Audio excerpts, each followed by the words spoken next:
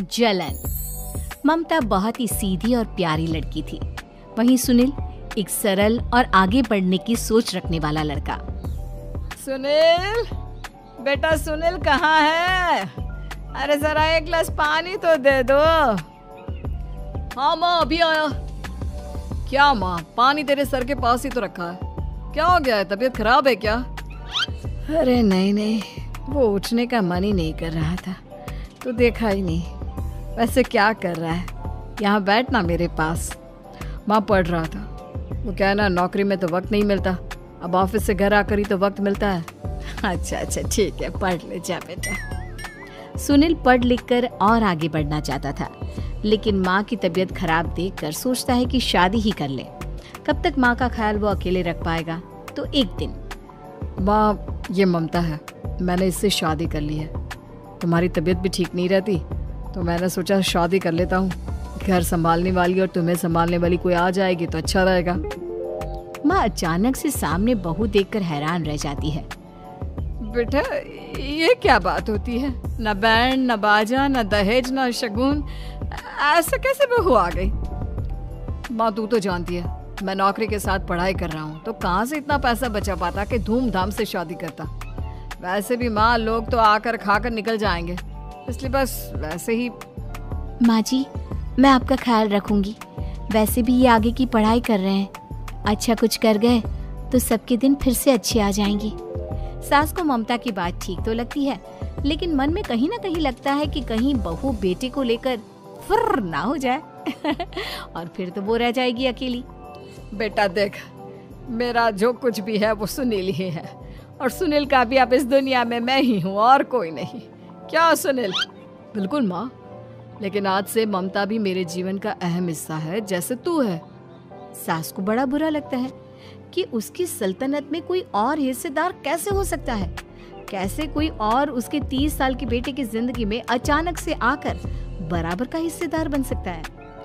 देख बहू, मैं भले थोड़ा बीमार रहती हूँ, लेकिन इसका मतलब यह नहीं कि घर की चीजों में मेरा कंट्रोल खत्म हो गया है। मैं आज भी इस घर की रानी हूँ, समझी? बेटा सोचता है कि ये माँ को अचानक से क्या हो गया। कल तक जो माँ कहती थी कि जिंदगी का कोई भरोसा नहीं, वो अचानक से जंग के मैदान की झांसी की रानी कैसे बन गई? माँ क्या हो गया है? सब ठीक है ना? अचानक कैसी बात कर रही हो? ममता का आज पहला दिन है, स्वागत करो उसका। आसपास की आंटियों को बुलाओ, नई दुल्हन की मुंह दिखाए करवाओ। खैर, सास होने का फर्ज निभाती है और बाद में एक सहेली के साथ बाहर निकल जाती है। क्यों री बताया नहीं कि बेटे का ब्याह कर रही हो? वैसे तो सारा दिन हम ही में घुसी रहती हो। अरे मुझे भी तो अभी पता चला, क्यों अचानक सर पर लेकर आ गया। कहता है बहू है माँ तुम्हारी, अब इसको भी इतना ही मैं प्यार करता हूँ जितना तुझे करता हूँ। लो जी, ये क्या बात होगी? क्यों इतना प्यार करता है? अरे माँ का प्यार तो ज्यादा होता है। अब उसको तो कोई दूसरा पति मिल सकता है, लेकिन तुम ही बताओ, क्या माँ की ममता किसी और की हो सकती है? ना जी ना, बेटे को समझाओ ये बात। अरे क्या समझाऊं, मुझे तो खुद ही समझ में नहीं आ रहा कि क्या हो रहा है। जो बेटा कल तक माँ माँ करता था, अचानक से बीवी बीवी का राग आलाप रहा है। देखा, उसकी बीवी ना सुंदर और जवान है। सुंदरता के आगे तो एक से एक नहीं टिके, तो तेरा बेटा किस खेत की मूली है? सास को भी समझ में आ जाता है कि बहू की सुंदरता के आगे माँ का प्यार किसी काम का नहीं। उधर बीवी, ए जी, अम्मा जी सहेलियों को छोड़ने गई थी, अभी तक आई नहीं, हम देख आए क्या? अरे रहने दो ना, आ जाएंगी। कहाँ जाएंगी, उनकी आदत है, एक बार जाती है तो पूरी पंचायत खत्म करके ही आती है। अच्छा ही है, खाना वाना खा कर गई होगी। छोड़ो ना, घूमेगी तो खाना पचेगा, नहीं तो ऐसे ही खाट पकड़ लेगी। बहू भी शांत हो जाती है।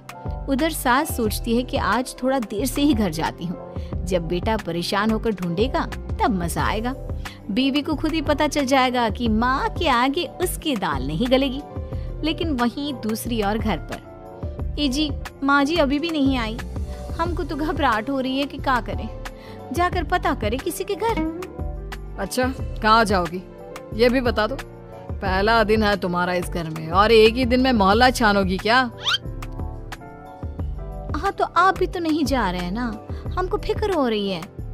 अरे यार, ये रोज का है अम्मा का, खाओ और सो जाओ। बस फिर क्या था, बेटा बहू खाना खाते हैं और कमरे में सोने चले जाते हैं। उधर जब सास को कोई देखने नहीं आता तो वो हार कर घर आ जाती है, जहाँ वो देखती है कि सारे घर की लाइट्स बंद है। सास को गुस्सा आता है।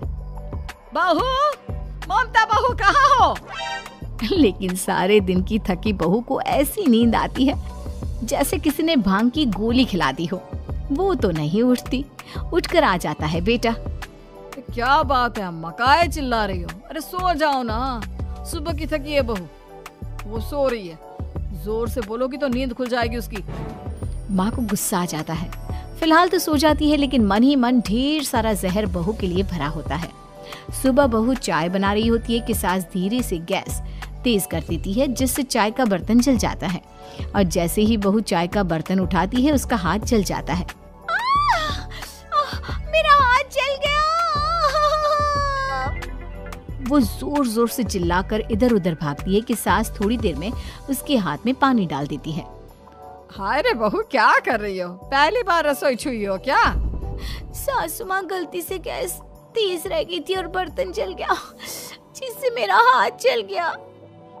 हाय रे, कितना गंदा दाग। छी छी छी छी, मुझे तो उल्टी आ रही है तेरा गला हुआ मांस देखकर। तू ना मुझे अभी साथ से खाना मत लगाना। बहू भी खुद का हाथ देखती है तो उसे भी रोना आ जाता है। कुछ दिनों के बाद सास की सहेली आती है, बहू चाय बनाकर लाती है। उसके जाने के बाद सहेली कहती है, बहू की सुंदरता ऐसी है कि कोई भी दीवाना हो जाए। वैसे तेरे बेटे का क्या हाल है? अरे वैसा ही है, बहू के पीछे लट्टू। क्या करूं, कुछ समझ में नहीं आ रहा। मैंने तो बहू के चेहरे पर दिवाली के पटाखे की चक्री फेंक दी, उसका पूरा चेहरा जल गया। अब देखो ना रही सुंदरता, और ना ही अब मेरा बेटा उसे पूछता है। अरे अब तो वो उसे छोड़कर दूसरी भी देखने को बोल गया है मुझे। बहू सारी बात सुन रही होती है। आंटी एक बात बताइए, क्या भरोसा है कि दूसरी सही आए और आपके अनुसार रहे? देखिए आंटी, मेरी सासू माँ को गलत बात सिखाने की जरूरत नहीं है। हमारा परिवार साथ में खुशी से रह रहा है। देख बहू, मेरी सहेली की बेइज्जती ना कर, वही अच्छा रहेगा तेरे लिए, समझी? बहू नहीं मानती है। वो बार बार उनकी सहेली को घर से निकल जाने को कहती है। तभी सास की सहेली पास के चूल्हे से लकड़ी लाकर बहू के चेहरे पर लगा देती है। बहू जोर जोर से रोने लगती है। अरे ये क्या कर दिया? मैंने कहाँ किया, ये तो तूने किया। तू ही नहीं चाहती थी कि बहू बेटे के साथ रहे, भला मैं क्यों करूँगी? मैं तो चली, निपटो अब। बहू रो रही होती है, दर्द से चिल्ला रही होती है, लेकिन सास उसे डॉक्टर के पास नहीं ले जाती। तभी पति आता है। क्या हो गया ममता? ये दाग कैसे लगा? तुम कैसे जली? ममता कुछ नहीं कहती, बस दर्द से करा रही होती है। पति माँ की तरफ देखता है। हो ना हो माँ, ये पक्का आपका काम है। आप ही ममता से जला करती थी ना। देखना माँ, अब पुलिस आएगी, केस बनेगा, लेकिन पहले मैं ममता को अस्पताल लेकर जा रहा हूँ। सभी अस्पताल जाते हैं, जहाँ डॉक्टर ममता की सास से कहते हैं, आपने तो नहीं जलाया ना बहू को? अब ममता की सास के तो पसीने छूट रहे होते हैं। वो घबरा कर कहती है, ना ना डॉक्टर साहब, कैसी बात करते हैं? हम क्यों जलाएंगे अपनी बहू को? डॉक्टर ममता के पति से पूछते हैं। देखिए, क्योंकि ये ससुराल में जली है तो मामला पुलिस का बनता है, तो आप पहले पुलिस को बुलाइए, तभी इलाज पूरा होगा। सास डर जाती है कि अब तो बच्ची जिंदगी जेल में ही रहना होगा। रहने दीजिए ना, पुलिस को क्यों बुलाना? सारी हंसी खत्म हो जाएगी जब पुलिस के डंडे पड़ेंगे। बहू को जलाना भले ही बहुत आसान हो, लेकिन उसके बाद सारी जिंदगी जेल की हवा खाना। सास डर जाती है। पुलिस आती है। पास लेटी दर्द से करा रही ममता स्टेटमेंट देती है। तो क्या हुआ था? कैसे जली आप? ममता पास खड़ी सास को देखती है। बेटी बताओ, कैसे जल गई तुम? ओए, काका का किरण वाली शाहरुख, चुप, बिल्कुल चुप। सास चुप। सभी इंतजार करते हैं कि ममता क्या बोलेगी। जी मैं खाना बना रही थी, लकड़ी उड़कर मेरे ऊपर गिर गई और मैं जल गई।